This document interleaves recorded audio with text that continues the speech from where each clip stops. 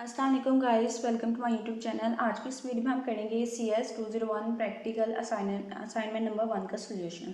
तो सबसे पहले हम देख लेते हैं, क्वेश्चन फाइल की तरफ चलते हैं और देखते हैं कि क्या रिक्वायरमेंट्स हैं इस असाइनमेंट की, और उसके अकॉर्डिंग जो है मैंने आपके लिए सोल्यूशन बनाया है, कोड राइट किया है, फिर मैं आपको वो दिखाऊंगी। ठीक है, तो ये असाइनमेंट्स जो हैं ये यहाँ पे आप देख सकते हैं CS 201, 201P। ये सारी असाइनमेंट्स जो हैं ये मैंने रात की बना ली हुई हैं, लेकिन अपलोड करने का टाइम नहीं मिला। ठीक है, तो इसलिए आज अपलोड कर रही हूँ। तो चलते हैं हम क्वेश्चन फाइल की तरफ और वहाँ पे देखते हैं कि क्या रिक्वायरमेंट है। लास्ट डेट इसकी 15 है, तो 15 से पहले आपने अपनी असाइनमेंट जो है वो अपलोड कर देनी है। और इस असाइनमेंट को आपने किस में बनाना है, डेव C++ में। अगर आपके पास डेव C++ इंस्टॉल नहीं है तो आप उसको इंस्टॉल कर लें। डेव C++ को यहाँ पे देख सकते हैं, ये उसका आइकन है इस तरह का, या फिर इस तरह का भी आप इंस्टॉल कर सकते हैं। ये आपको आपकी CS 201 की डाउनलोड सेक्शन में मिल जाएगा इसका लिंक। ठीक है, तो नेक्स्ट जो है वो क्या है कि आपने अपलोड जो करना है वो क्या है, आपने जस्ट एक .cpp फाइल जो है वो अपलोड करनी है। तो .cpp फाइल कौन सी है ये भी आप देख लें। ये वाली फाइल जो है ये .cpp फाइल है। ठीक है, तो जब आप डेव में अपने कोड को इस तरह से राइट करेंगे, उसको सेव करेंगे, तो वो आपकी .cpp फाइल जो है वो बन जाएगी और फिर उसी फाइल को आपने LMS पे अपलोड कर देना है।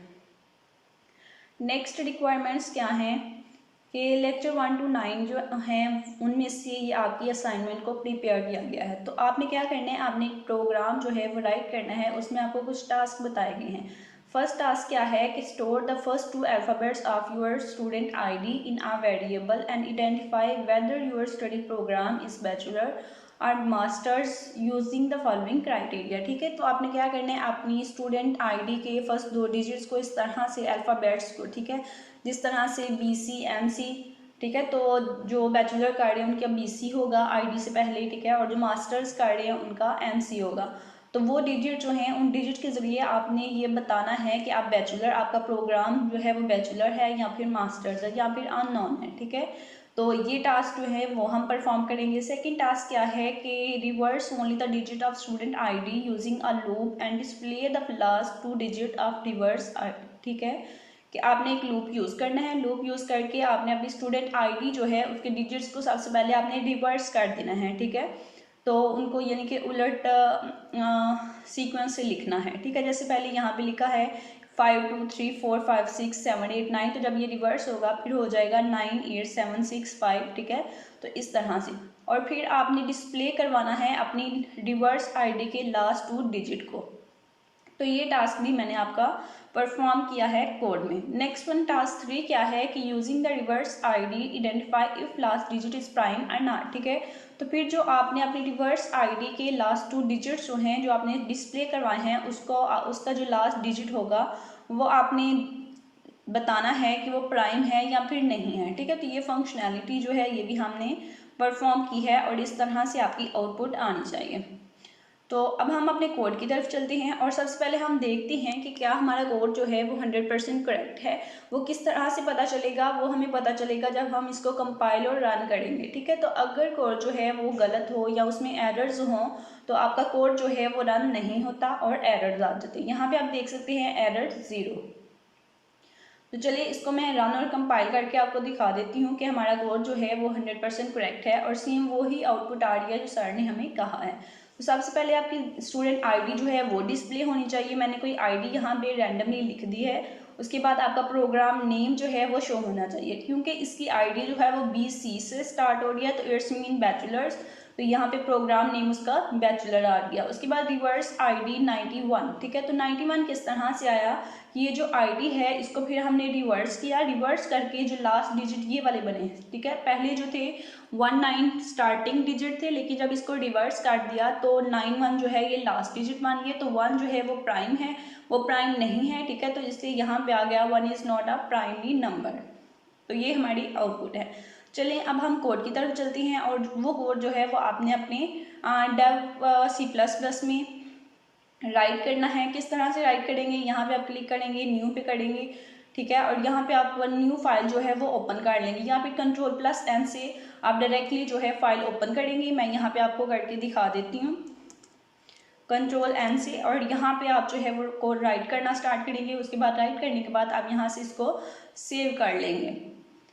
तो चलिए हम कोड देख लेते हैं क्या है। ये सबसे पहले जो लाइन है ये मैंने एज अ कमेंट लिखी है, इसको लिखने की आपको ज़रूरत नहीं है, ठीक है। यहाँ से हैश इंक्लूड से अपना प्रोग्राम जो है वो आप स्टार्ट करेंगे। Hash include iostream hash include conio dot h using namespace std void check prime into value, ठीक है। तो वो जो वैल्यू थी ये उसको चेक करने के लिए हमने यहाँ पे चेक प्राइम लगाया है कि क्या वैल्यू प्राइम है या नहीं, तो फंक्शन हमने यहाँ पे लगा दिया। उसके बाद इन प्राइम इक्वल टू 0, तो कोड जो है वो आप राइट करें साथ साथ, यहाँ से लेके इतना होपफुली आपने राइट कर लिया होगा। नेक्स्ट वन,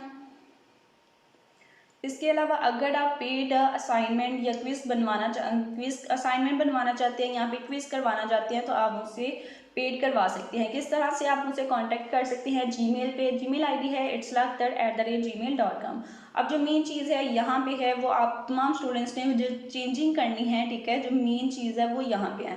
वो क्या है कि string A equal to BC, क्योंकि मैंने यहाँ पे जो आईडी लिखी है उसके आगे मैंने BC लिखना है, बैचलर लिखना है, तो इसलिए मैंने यहाँ पे BC लिखा कि स्टूडेंट का जो प्रोग्राम है वो बैचलर है।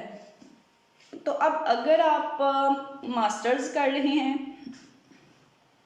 या कोई और आपकी डिग्री है, ठीक है, तो फिर आपने यहाँ पे BC नहीं लिखना।